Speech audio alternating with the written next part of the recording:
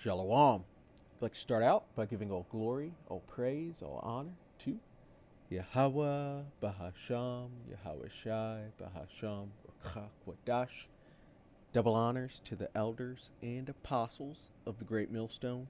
Shalom to the elect of Israel. This is Thamayim in Atlanta, and I've got this article pulled up on End Time Headlines, and it's going into these scientists that are missing. And so, the last few weeks, you've been hearing about these U.S. scientists that are linked to these different UAP programs and aeronautic programs that they've come up missing or dead or killed off in a funny kind of way. But now we're seeing that it's also Chinese scientists that are linked in the same manner to these UAP or UFO programs are coming up missing or dead.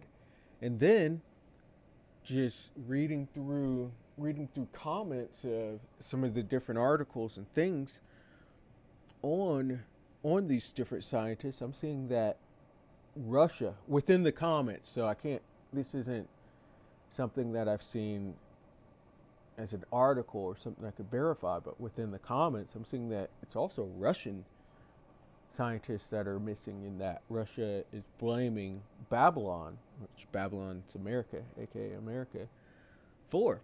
And so this is becoming a very funny situation to say. But it says 13 U.S. scientists, and I want to also say, Kol Halayim Yahweh Bashim El Shai, because I was about to do a lesson on this and was about to link multiple different articles together to make the point that it's not just U.S. scientists, but it's also Chinese scientists and possibly Russian scientists. And right before I'm about to make the lesson, this releases. So the Wada Yahweh B'Shem El Shai, for putting it all in one place that I have to go to get this out. But it says from endtimeheadlines.org, came out April 24th. And it says 13 U.S. scientists, 9 Chinese scientists. We know the Chinese to be biblical Moab, and U.S. to be biblical Babylon. And it says, and a prominent UFO researcher are all dead. It says this is starting to get really weird. For months, people have been talking about the growing list of U.S. scientists that were working on sensitive projects related to our space or nuclear programs that have either suddenly died or mysteriously disappeared. And yeah, this happened. And also, I heard Apostle Tahar bring this up, but there were also those scientists that went missing or disappeared or wound up dead right before the 2020 thing. And I remember hearing about, all the way back from like 2015, hearing about scientists, natural doctors, health-based doctors, or natural-based doctors that were going missing and being found dead. And that was all the way up until to that demic that was had. So maybe there's something on the horizon, like maybe a false invasion, a fake invasion coming. Or we already know that Yahweh Shai is on his way, so maybe it's about that, and they're trying to keep some of that information hidden in a secret so that they can lie about this in whichever manner they choose to lie about it with. Mostly probably calling Yahweh Shai and the angels enemies to this earth, when it's his earth in the first place. But it says, of course, if someone mysteriously disappears and never comes back, it is probably safe to assume that individual is dead. All over the country, people have been demanding answers, and now there are a couple of new twists and turns. It turns out that many prominent Chinese scientists have also been suddenly dying, and that this has caused a major uproar in China. On top of everything else, a famous UFO researcher that regularly appeared on the History Channel has just committed quote-unquote self-unaliving, even though he warned in advance that he would never do that under any circumstances. So you see how this is turning out to be really funny. And he put that out just just before his demise, in which usually that shows foul play is at hand. So it says, what in the world is going on? If you're a scientist that is working on a highly sensitive matter, I would highly recommend not taking a hike in the woods right now. When NASA scientist Monica Reza decided to go hiking in California's Angeles National Forest, she probably never imagined that it would be the last day that she was ever seen by anyone. Avid hiker Monica Reza was out with two friends walking in California's Angeles National Forest 10 months ago when she vanished into thin air. It had been a normal June day, and according to one of her companions, she'd been just 30 feet behind him, smiling and waving. When he next turned around, she was gone. Rescue teams spent days searching for Reza, but nothing has been seen or heard of the 60-year-old aerospace engineer since. She was just 30 feet behind them. How is it possible that she simply disappeared without a trace? According to Daily Mail, she had developed a super alloy metal used in rockets. Given that she was highly involved in highly sensitive work as director of the Materials Processing Group at NASA's Jet Propulsion Laboratory, or aka JPL, which was created by Jack Parsons. Jack Parsons was a high-level occultist or sorcerer. He did the Babylon Rising project with not Aleister Crowley, but with L. Ron Hubbard, the creator of Scientology. These are high-level occultists, so even just working in this occultic field puts you in line for being disappeared like this. And they're seeing some high-level stuff as well. Probably getting exposed to possible fake invasion or the truth of the matter, and possibly coming out as whistleblowers to let the people know that these are not aliens. These are the angels of the Lord, to let them know these aren't big-headed, big-eyed creatures, little creatures. These are big, dark-skinned men that see Babylon as evil and wicked. Who knows why they're missing, but it's becoming more and more of an issue. And we're not going to keep reading this. We're just going to go to the scriptures. Because this is really just Esau being scared. They're trying to keep the truth hidden, in which the Lord said he's going to uncover every bit of truth. Everything that was done in the dark is going to come to light. And so them saying that these are aliens, that's going to come to light. Them saying that they're from just any of their lies, it's all going to come to light. It's all against them because they've built up this world on lies. And at this point they are in great fear because these chariots are appearing more and more often. People are starting with the apostles and elders of the great millstone, telling the truth about what these vehicles, these heavenly vehicles are, which they are the chariots of Yahweh Bashem El Shai. These are the angels. And the devil wants to keep that a secret from the people so that they could see them, the angels, as enemies. Jeremiah 10 and verse 2, thus saith the Lord, learn not the way of the heathen. And this is the time of the Gentiles. The heathen way of thought is the prominent way of thought on this earth. And the head heathen are the Edomites, so-called white people, including the tiny tops. Not every single one of them, but that's who the head of the heathen are. Those are the Edomites. That's the wicked. And they're laying snares for people currently. You even see it with the death of these scientists around the world.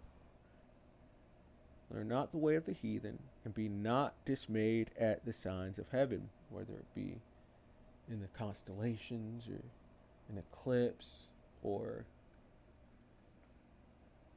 or blood moon or something, anything up there, or the chariots of the Lord. Be not dismayed at them. But these heathen are dismayed at them. They're killing their own. They're putting their own down in fear. It's out of fear because they really don't want this moment to come, but they also want to control the narrative of this moment that is to come. This says, "Be not dismayed at the signs of heaven." So we see a chariot, and we rejoice. We give all glory, praise, and honor to Yahweh Shem El Shai. But a heathen sees a chariot, and there is complete and total fear. Complete and total fear. I was with the brother Yaquab, helping him move out of his house, and we started seeing some chariots in the sky. We stopped and we're looking at them, giving glory to Yahweh Shem El Shai, and this scoffing Edomite girl comes up, like, "Hey, what are y'all looking at?" Kind of trying to make fun of us. We're looking up into the heavens, and I'm like, "Yes, oh nothing, just some moving stars up there." She looks up and she sees the chariots moving, and it did look like moving stars, and she's like, "What is that?" With fear in her voice. She was terrified, and she kept saying that. "What is that? What is that?" And you hear her breathing increase, and then she just went inside. All troubled, all dismayed. And it says, "For the heathen are dismayed at them." Because this is their end. These chariots mark their end. It's a curse unto them to see these chariots. Zechariah 5:3. Then said he unto me, "This is the curse that goeth forth over the face of the whole earth." This is speaking of what the world calls UAPs or UFOs, whatever else they want to call it. These are the chariots of the Lord, but they're a curse unto the heathen. They're especially to Esau, because that is the thief within the Bible. They stole this Bible and put it on themselves. Who else could you call the thief? That is them.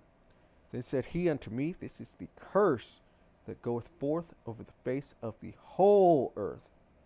For every one that stealeth shall be cut off on this side according to it, and every one that sweareth shall be cut off as on that side according to it." This is the transition from the time of the Gentiles into the kingdom of Israel, from Esau's world into Jacob's world. We're at that transition, and Esau he's stolen, and he has sworn all falsely by the Lord's name. He stole in the Lord's name. He swore in the Lord's name. Just look at going into the courts. Look at Manifest Destiny and the Doctrine of Discovery. They were doing that all in the Lord's name. And they're about to be cut off from it. And they are in great fear at the signs the Lord is showing. And these chariots are going to have a huge part to play in them being cut off. Also, the nuclear missiles are going to have a huge part in the end of Esau's world, and him being cut off, and the Lord setting up one that is profitable. And so, just to have a little illustration on Esau being cut off, on the transition from this world, this is the return of Yahweh Shai, spoken of here in 2nd Esdras 13. We're going to start at verse 6. It says, "But I beheld, and lo, he had graved himself a great mountain and flew up upon it." And this is speaking of Yahweh Shai. When he returns, it says, "Behold, he cometh with clouds, and every eye shall see, even they that pierced him." This is him coming with clouds. He's coming with a whole armada of what the world calls UAPs or UFOs. And he's bringing himself on one that is so great and large that Esdras is referring to it as a mountain. That's how large it's going to be. This is where the imagery of Independence Day comes in, with that giant chariot that is greater than the size of a city that comes over the earth. Multiples of them. "But I beheld, and lo, he," being Yahushua, engraved himself a great mountain, a great big old UFO, chariot of the Lord, the biggest one ever, and flew up upon it, which it doesn't say it's the biggest one ever, but it's a large, massive chariot that he's coming with. It says, but I would have seen the region or place whereout the hill was graven, and I could not, just going into how massive this thing is. And after this I beheld, and lo, all they which were gathered together to subdue him were sore afraid, and yet durst fight. They are in fear. They're killing off their own out of fear of the truth coming out already. And when Yahushua comes, they're going to be terrified, but the Lord's going to put the Spirit on them to still go through with it, to still try to fight him. And he's going to melt them. They're going to be melted. Every single one of them going to be melted. Why would you go against your Creator? That is insane. And they're in fear, and they're still going forth with these things. You're even seeing it with the taking out of these scientists. They're in fear because their world is ending. And lo, verse 9, and lo, as he saw the violence of the multitude that came, he neither lifted up his hand, nor held sword, nor any instrument of war. That is cool, calm, and collected, because there's nothing they can do against him. There's no reason to even raise your heartbeat even one beat. He is in full control. It says, but only I saw that he sent out of his mouth as it had been a blast of fire, and out of his lips a flaming breath, and out of his tongue he cast out sparks and tempests, laser beams, coming straight from the chariots of Yahweh Bashem Yahushua. And these are just concentrated fire. It's going to come upon them. And look what it does. This is a great and powerful weapon. This is, and they were all mixed together, the blast of fire, the flaming breath, and the great tempest, and fell with violence upon the multitude which was prepared to fight. It's going to be light work for Yahweh Bashem Yahushua to put down these heathen. It's crazy they're even trying to fight them.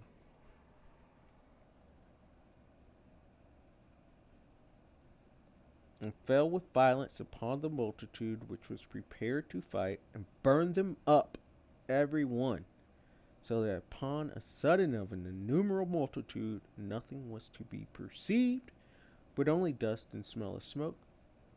When I saw this, I was afraid. They have no chance. They're going to get burnt up. They're going to get melted. It's just but only dust and smoke. The whole multitude, they're about to be put down. There's nothing they could do. They should stop putting down their own scientists, because they can't do anything. This is just the end. There's nothing anyone could do about this. It's a transition of power, and you Edomites don't need to be in power. You heathen don't need to be in power. You're destroying the earth. Yahweh, Bahasham, Lord willing, that was edifying. I'd like to give all glory, all praise, all honor to Yahweh, Bahasham, Yahushai, Bahasham, or Chak Double honors to the elders and apostles of the great millstone. Shalom to the elect of Israel. Shalom.